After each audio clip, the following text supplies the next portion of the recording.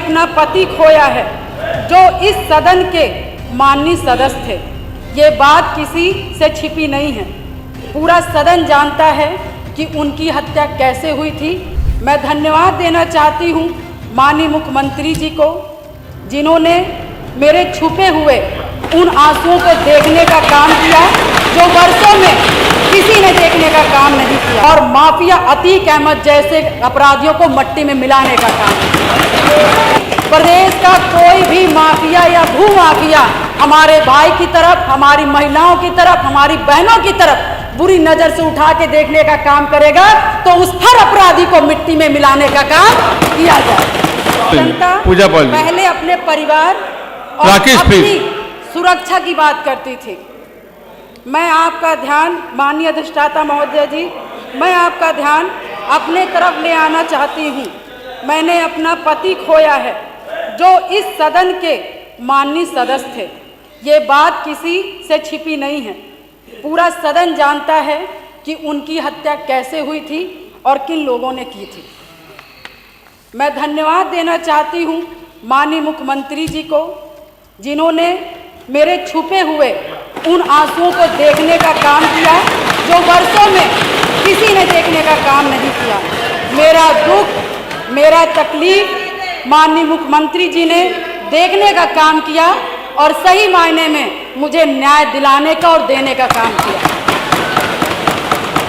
माननीय अधिष्ठाता महोदय जी, मुझ जैसे पता नहीं कितने प्रयागराज में पीड़ित परिवार को माननीय मुख्यमंत्री जी ने ऐसे अपराधियों को दंड दे करके उनको न्याय दिलाने का काम किया है। और कल शायद मेरी प्रयागराज की जनता मुझे सुनेगी तो वो लोग भी माननीय मुख्यमंत्री जी को धन्यवाद देने का काम करेंगे पुनः दोबारा।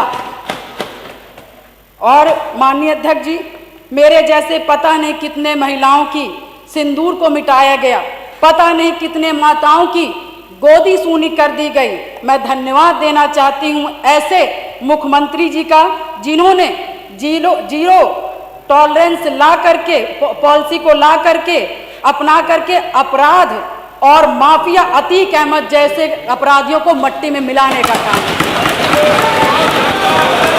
आज प्रयागराज, अधिष्ठाता महोदय जी, आज प्रयागराज ही नहीं अपितु पूरा उत्तर प्रदेश की जनता आज माननीय मुख्यमंत्री जी के तरफ विश्वास की नजर से देखता है कि कोई भी प्रदेश का कोई भी माफिया या भू माफिया हमारे भाई की तरफ, हमारी महिलाओं की तरफ, हमारी बहनों की तरफ बुरी नजर से उठा के देखने का काम करेगा तो उस हर अपराधी को मिट्टी में मिलाने का काम किया जाए।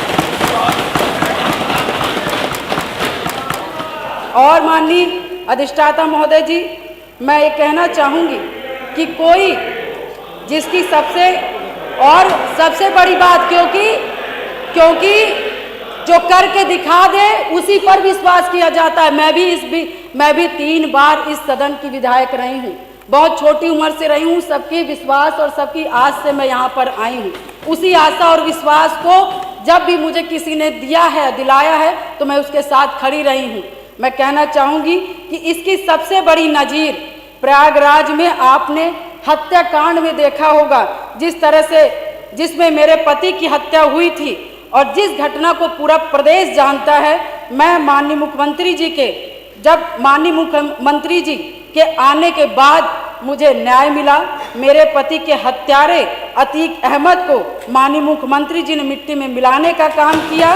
मैं उनके इस जीरो टॉलरेंस की पॉलिसी का समर्थन करती हूँ और मुझे लगता है कि इस बात को मैं नहीं कहना चाहती थी, क्योंकि मैंने आज तक चाहे सदन हो, चाहे सड़क हो और चाहे मेरा घर हो, चाहे परिवार हो, मैं विधायक बनी मगर मैंने बहुत ही शालीनता से अपना परिवार, अपना समाज और सदन की मैंने हमेशा गरिमा बनाए रखी। मैंने कभी भी किसी का अपमान नहीं किया। मगर मैं विधायक से पहले मैं 9 दिन की ब्याहता थी। मेरी माँ 9 दिन की शादी हुई थी और मैं वहाँ उस ससुराल में मैं विधायक बनने नहीं गई थी। मैं सिर्फ उस घर का रोटी बनाने के लिए गई थी, अपना परिवार बसाने गई थी। मैं विधायक नहीं बनने गई थी।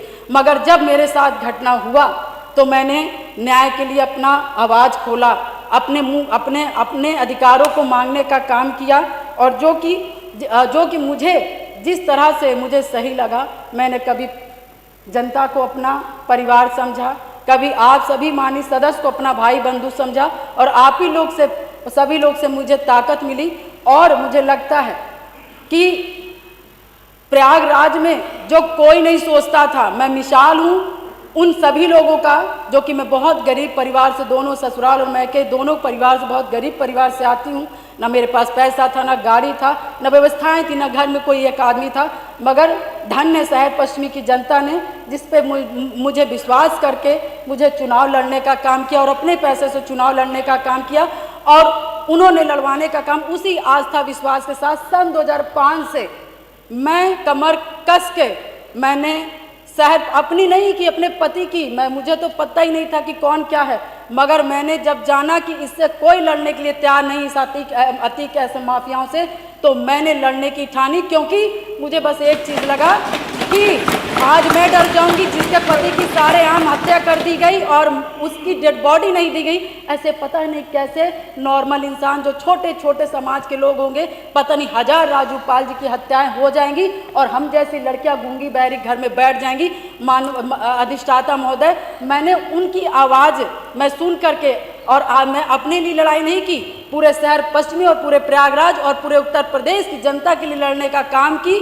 और शायद मेरे आराध्य शिव जी को तरस आया होगा, जिन्होंने इस तरह की सरकार बनाई, और हमारे जो सबको बोलना है, राम जी को मानने वाले हैं, भगवान जी हनुमान जी को मानने वाले हैं, ऐसे मुखिया उत्तर प्रदेश के सरकार के मुख्यमंत्री बने। और शायद मेरी दम घुट रही थी, और शायद मुझे दिक्कत हो रही थी, और शायद मैं लड़ते लड़ते कहीं ना कहीं अंदर से टूट रही थी, शरीर कमज़ोर हो रही थी, परेशान हो रही थी।